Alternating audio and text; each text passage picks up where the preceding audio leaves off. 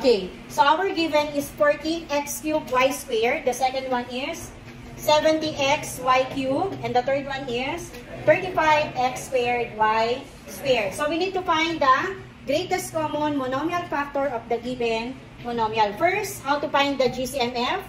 We need to list all the factors of 14, 70, and 35. Okay, let's start with 14. Give me a factor of 14. Yes, iyo. 7 times 2. Very good. Another factors.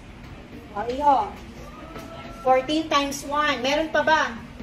Okay, kung wala na, list all the factors. Start with 1, 2, 7, 14. How about 70? Ano? Oh, yes, Iha, at the back. You. 70 times 1. Ano pa po? Iha. 10 times 7. Very good. Another. 14 times 5. And the last one is 35 times 2. Meron pa ba? Okay, kung wala na, list all the factors. Start with 1. Ano pa? 2, 5, 7, 10,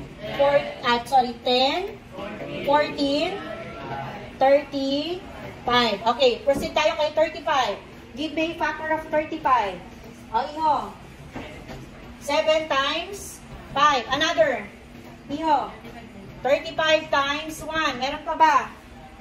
Kung wala na, list all the factors again. We have 1, 5, 7, 35. After writing all the factors, what's next? What is the next step? Encircle the common factors. Okay, anong mga common? Automatic, merong 1. Ano pa? May 2 ba? Wala siyang 2. Okay, 7. Meron pa po ba?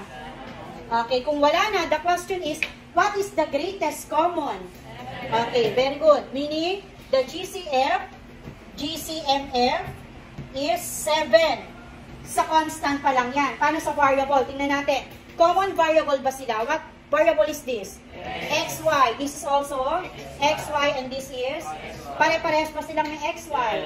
Okay, therefore, sulat natin sa XY. Next, identify the smallest exponent. Ano exponent ni X? 3 or cube. This one, 1. And this is 2 or squared. Therefore, what is the smallest? 3, 1 or 2? 2. Anong pinakamababa? 3, 1 or 2? Okay, susulat pa ba natin si 1? Okay, Y naman tayo. Y squared. Y cube. Y squared. Anong mababa? 3 or 2? Okay, 2 or squared. Meaning, siya yung susulat natin. Therefore, what is the GCMF? 7x y squared. Hugas